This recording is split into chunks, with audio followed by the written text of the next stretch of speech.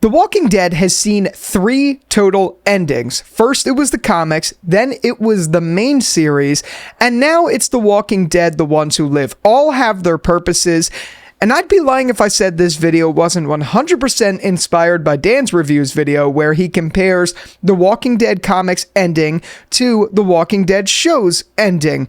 And I gotta give a bit of 2 cents here. I love Dan. I'm not out here trying to start a thing, but I was very well inspired by his video to discuss this because I think it's an interesting topic. I really do. And I really liked what he had to say about it. So it's nothing like shade or anything like that. I love the guy. It's not like that. It's just something fun. You know what I mean? The Walking Dead comics and the Walking Dead TV show, while they had so much alike, they also had so much unalike. You know what I mean? They both had really strong things in totally different areas. Like, a prime example of that to me is Negan. Negan is great in both versions, though. One version is a really perfect story. The other has its faults, but I love both of those characters equally, just in different ways. Whereas in the show, he became this big redeeming factor, became like a main character, but in the comics, he was never really redeemed, and he never was like a main character. He was a villain, a very complex villain, though. You know what I mean? So there's differences, and that's okay. But when it comes to the endings of the 2 shows, the 2 shows and the comics in general, it's really an interesting story because we have very different outcomes. Now, for those of you who don't know, in The Walking Dead's comics, Rick Grimes dies. He dies in the 3rd to last issue by Sebastian Milton, a very, very, very different Sebastian Milton than what we got in the show, I should say. Totally, totally different. And that caused a lot of controversy. A lot of people had problems with it in one way, shape, or form. As a matter of fact, Dan, in his video, talked about how much of a problem he had with the way that Rick Grimes died. He said it was disrespectful and all of that stuff. And look, to each their own. That's why there's different flavors of ice cream. But personally, I think Rick Grimes' death in the comics was the best thing in the comics. It really, I think, ultimately made the story so well-rounded in such a way that only Robert Kirkman could do. And he's even said it when he's been interviewed since it happened, wherein Rick created this world for his family and he survived the craziest shit only to die by the hands of some punk kid breaking into his apartment. That alone tells a tale of how strong the story became and how amazing of a world that Rick Grimes built, that he could get killed in his apartment by someone just walking in. You know what I mean? I think that's absolutely phenomenal storytelling. I think it really goes to show why Robert Kirkman's version is far superior in a lot of ways. But yes, I have to admit, AMC's version has its own really good pros. You know what I mean? They're both very different. But the fact that Rick Grimes died and had a full arc, the fact that Carl Grimes killed his father and then lived out a full arc where he had a child whose name I believe was Sophia, I think, or what? Wait, Sophia or something like that. Whatever. I don't remember the exact details. Regardless, his daughter's name's Andrea. How could I forget that? He had a daughter named Andrea, and he was telling the story of Rick Grimes to his daughter on the last page of the comics. Like, that is beautiful storytelling. And not only that, after the whole event that unfolded with Rick Grimes dying, Carl putting him down, then to flash forward many, many, many years to see Carl is grown up, to see that the world is so safe that they barely even know what walkers are anymore. All of that is so absolutely brilliant, and again, something that only Robert Kirkman can do. Truly, that's genuinely how I feel about it.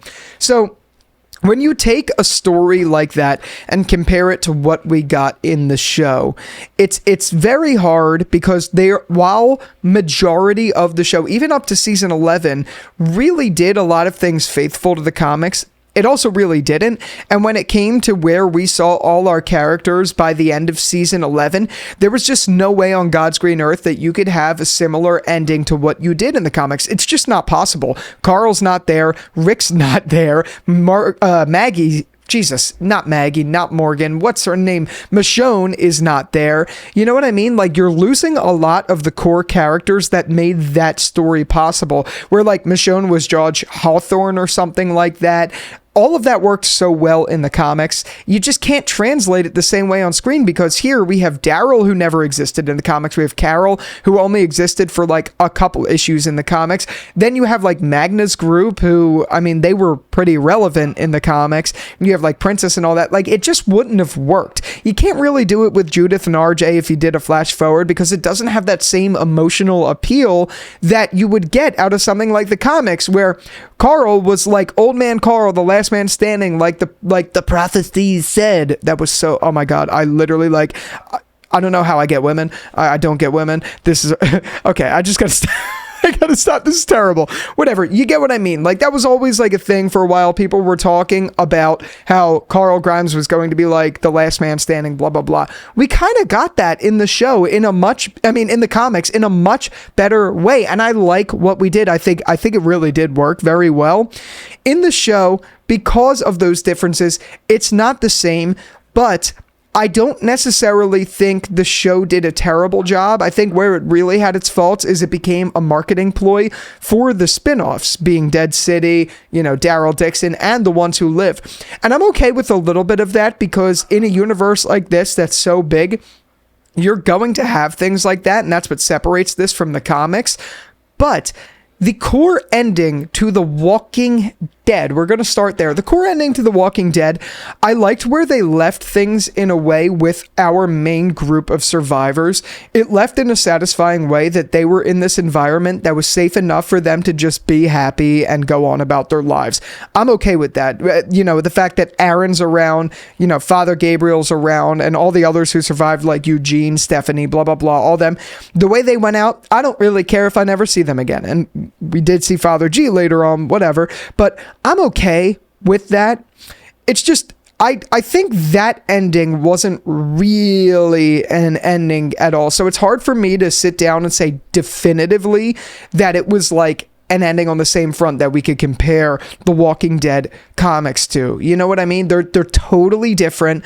One was an ending of a season that, because of, let's face the facts, because of legal reasons with Robert Kirkman's lawsuit and all of that, they can't use The Walking Dead just as a sole title anymore. So they had to end it in season 11 and move on to the spin-off. So it wasn't really an ending, but what we got I really liked. I did. Like, I'm okay with it. I just can never look at that and say that was the end to the show. You know what I mean? Because it wasn't. Like, if we're being honest with one another, it definitely wasn't the ending. So there's that. But then people are naturally pointing to The Walking Dead, The Ones Who Live's finale as the natural ending. And that I could actually, you know, make an argument for. I think it's very blatantly obvious that they are not going to be doing a season 2. And I know Dan's reviews talked about that as well. So look, if it sounds like I'm making parallels to his video, you have to understand I am directly inspired by that video, but these opinions are all my own. You know what I mean? Like, I love that idea. I love the concept for a video, but these are my thoughts. I'm just brain dumping here. I don't have a script or anything like that. So when it comes to the ending to The Walking Dead, The Ones Who Live, that felt like an actual conclusion that I could be satisfied with, even if, as you guys know, I didn't like what they did on a lot of fronts with the final episode. You could admittedly take all of those faults out and just look at the objective story of where it brought Rick and Michonne and be satisfied. And that's exactly where I am. Do I like it as much as the comics? Abso-fucking-lutely not. If Carl's not in the picture and you don't have the story of the Commonwealth with Rick Grimes and his death, I'm not going to like it. As you guys may have known from following this channel for long enough, I'm a huge proponent of Rick's death. I think we should have got it, and I know I've gotten shit for that, but I'm doubling down on that opinion because I genuinely feel that way, and I don't care if you have a different opinion. Good, you have a different opinion, but I don't care if you have a problem with that for me. You know what I mean? Like, this is my opinion. I don't hate on your opinion. Some opinions are hot takes on all fronts, and you're allowed to say this is a hot take. You know what I mean? Whatever. I'm rambling, but I think Rick Grimes' death made Robert Kirkman's story so phenomenal. I think Carl Grimes being there made the story so phenomenal. I even think it extends out to characters like Andrea. Even having Michonne in the place that she was in the comics, their differences really make for a well-rounded story there that you just can't capture on the AMC version because you killed off Carl. To me, that's the biggest reason. Like, sure, Judith is technically the future, I guess, and all of that stuff, and RJ is RJ, but it's not the same. You cannot sit here and tell me it is. They're totally, totally, totally different. And for that reason, I genuinely wholeheartedly think the comics did a much better job. The story itself, I think, was phenomenal through and through, whereas, as you guys know, The Walking Dead is still quite literally a Walking Dead by being in its state. It's hard to compare. It really is, because they're very different finales and they're very different stories. And one of them is still continuing in the form of other spin-offs and stuff like that. So yes, while the main core story is done in both shows, I like the comics version way more. I really do. But that doesn't mean I dislike the show's versions at all. I'm very satisfied with The Ones Who Live.